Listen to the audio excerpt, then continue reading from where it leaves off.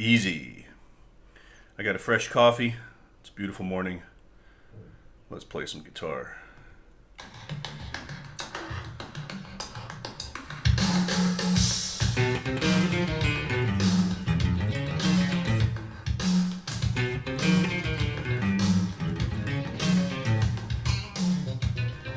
Alright, so this opening lick is really weird.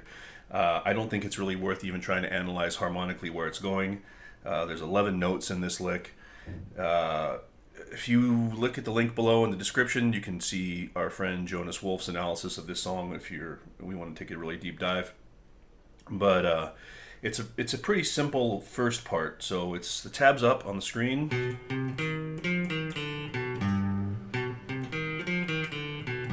Right, real easy. Second part's a little harder because of the way you have to do the fingering. So the notes go.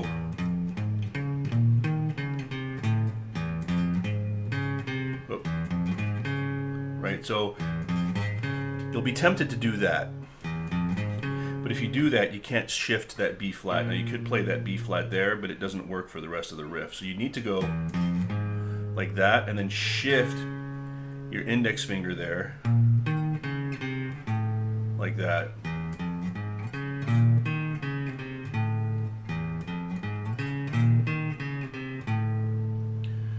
Alright, the tab's all up there, but just watch that shift.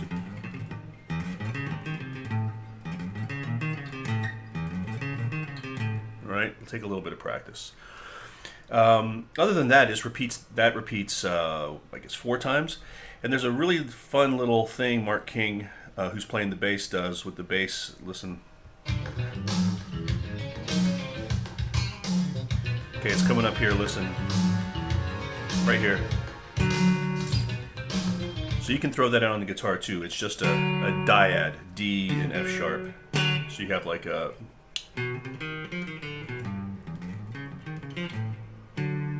Right, a little deal like that.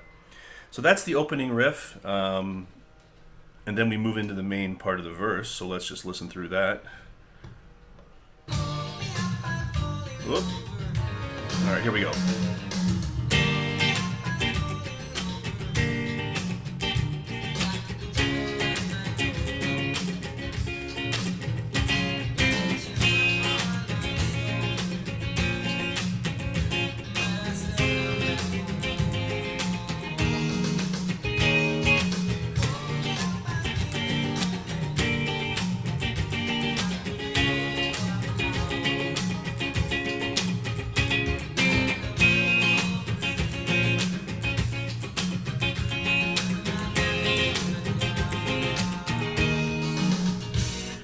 Okay, so the chords are real simple. We start with a G minor, 7, G minor 7. Then we have an odd shift. It's a tritone or a flat 5 shift to D flat major. And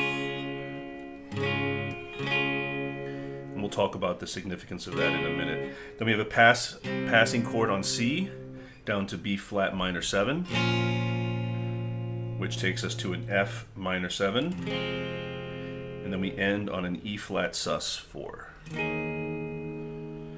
So that's really just straight up G minor for the most part, with the exception of that D flat in there. And then in G minor, of course, you'd have a C minor. So watch Jonas's analysis of this. For my thinking, I would just think of this as natural minor with a sharp 4 instead of, a C, you have a C sharp or a D flat. That's like a Neapolitan minor. That doesn't really matter, okay? So it's just pretty much straight G minor with that raised, and not a minor, but a major 4th in there. So if we play through this a little bit.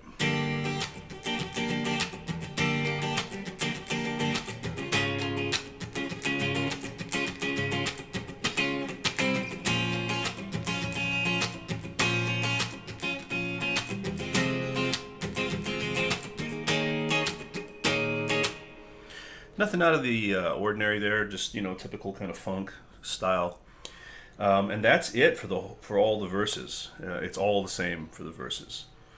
So we then move into a chorus. So let's play into that. Okay, guys, we're gonna do the chorus, and I'll try not to go crazy with this damn leaf blower and tree cutting crap going on behind me. So here we go. We'll play through, then we'll come back and break it down.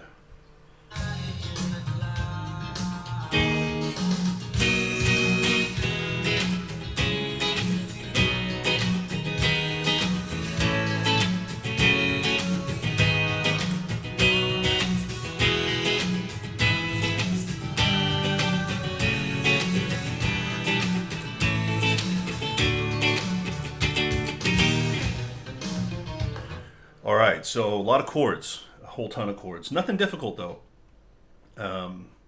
Jonas makes the point in one of his videos that Nick's chords aren't really complicated; they're just arranged in difficult or slash complicated ways. So the chorus starts on a B major 7. So we come out of that E flat to a B major 7. So we're moving to B for the first part of the chorus. And then we're going to change keys to D, and I'll point that out. So let's just run through the chords in order, right?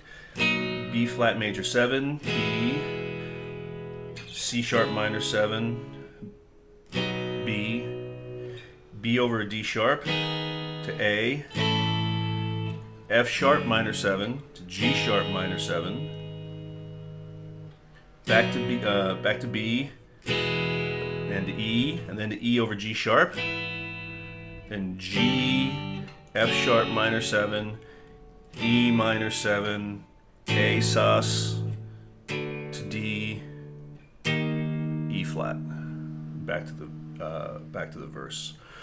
So the way the chorus works is that it's basically like a 2-chord deal where he'll do like easy we come, easy we go, little we learn, little we know, do do do do, da da da da. Right, so most of the time it's like a 2-chord type of movement. You can hear it in there. So again, we're in B until we get to that G, F sharp minor, E minor 7, A sus to D. That's D major, right? We're starting on the 4 and kind of going down 4, minor 3, minor 2, 5 sus to resolve on D before the transition chord of E flat back to the G minor in the verse. So let's just play through the chorus. I'll do a little scat singing like usual just so you can follow the melody, and then we'll move on to the bridge. So it starts on the on the B major 7.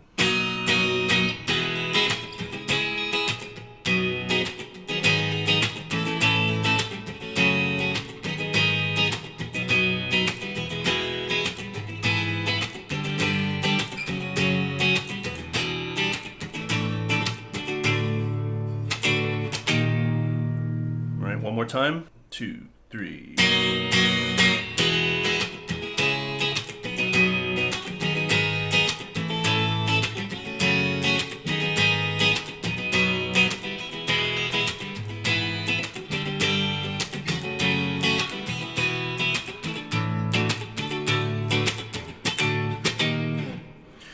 So yeah, real simple chords, like I said. E major 7, E, C sharp minor 7, B. This one, B over D sharp. Typically you would want to play this up here with the D sharp there and the B here, but that doesn't fit with the melody and such. So you have a B chord, so you keep that part of the B and then you add that note there. That gives you the first inversion, B over D sharp. An A, F sharp minor 7, G sharp minor 7, another B, another E, and then we got the Nick special. We've done this a million times on the channel. Right on the bottom, you've got your E5 chord, and then you got your third on top. Yeah, I mean, really, that's about it. Go to a G, F sharp minor. You can play this as an E minor or an E minor 7. Actually, I kind of like the E minor better here. To be honest with you. And then you have an A sus or an A chord. So I play it kind of like this, where I have those 3 notes fretted. You could also just play a straight A chord there. You know, and you resolve D up to the E flat and then back down. So it goes right? Actually, no, it doesn't. It goes from goes back to the riff right after the chorus. So yeah, listen, right after that.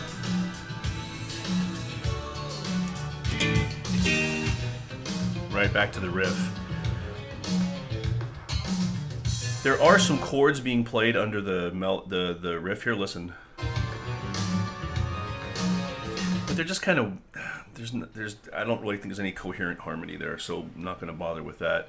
And then we just have another verse. Verse is shorter second time around, just because one pass, then back into a chorus, right? And that takes us to the bridge. So let's find that.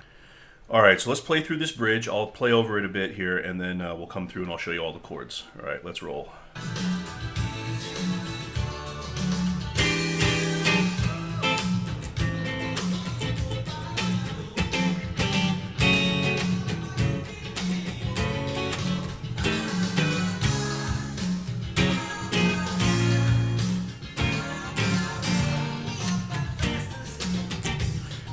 All right, and then straight back into a verse. So what happens is out of the chorus there, the second chorus, you know, we end on that A, easy we go, right on that last D. And instead of going to the E flat, what happens is we go to an E7 sharp 9. That's the Hendrix chord, right? Everybody knows the Hendrix chord, right? E7 sharp 9. A minor 7, G, F sharp minor 7. So that's that first part there. Okay, let's listen to that again.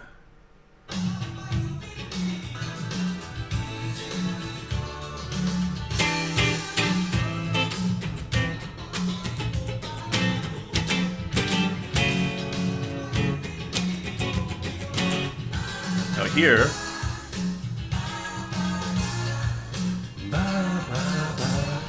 okay, so that's a descending sequence of chords separated, 3 chords, played 3 times, separated by a minor third each time. So the chord bass notes go ba ba ba ba ba ba ba ba ba. Right? So those are the bass notes. So you can see a minor third down, and then a minor third down, right? So the first time we have an A, a G sharp, and a C sharp. Second time, F sharp, F, B flat. Last time, E flat, D, back to our home chord there of G minor. So the chords are a minor 11, a sharp 11. Okay, the first chord is a sharp 11, followed by a 7 sharp 9, followed by a minor 7. And that's repeated down to minor third.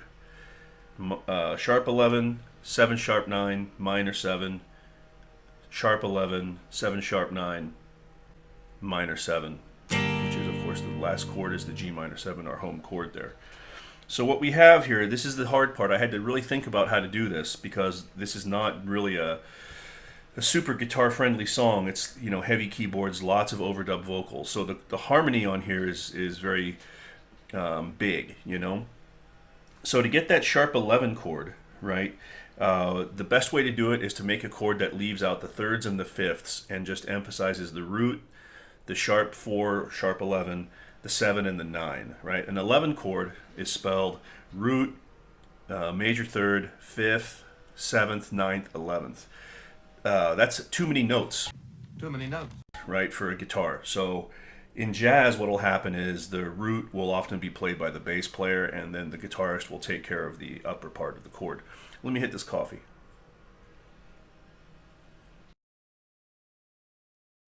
So what we're going to do is we're going to play a chord like this, okay? It's an interesting chord. So you're going to bar across here, so that's starting at the A, and you're just going to fret that one note there, which is the sharp 4, or the 11th, sharp 11. And then underneath it here, right, so there's your, whoop, let me get this in the camera here, right, so this is your A, there you have your sharp 11, this is your 7, and this is your 9th, right, and you get a chord that sounds like this, very jazz sounding. Okay, so that's the first chord in the sequence. That's going to be repeated a minor third down at F sharp and at E flat. The second chord is a 7 sharp 9. The Hendrix chord is a 7 sharp 9. Right there's your there's your 7, and there's your sharp 9 right there. Right, root third 7 sharp 9. Okay, so that will be played at G sharp. So the transition goes, and then to a minor 7 on C sharp. Ba, ba, ba. Listen. Ba, ba, ba. Ba, ba, ba. Ba, ba, ba. That's about the best you're going to do doing it on your own, okay? So A sharp 11, you can call it sharp 4, but in jazz terms it'd be a sharp 11. G sharp 7, sharp 9, C sharp minor 7, down to F sharp, sharp 11, F, 7 sharp 9, B flat minor 7, E flat, sharp 11, D, 7 sharp 9, resolving to our home chord of G minor 7. Let's listen to that one more time.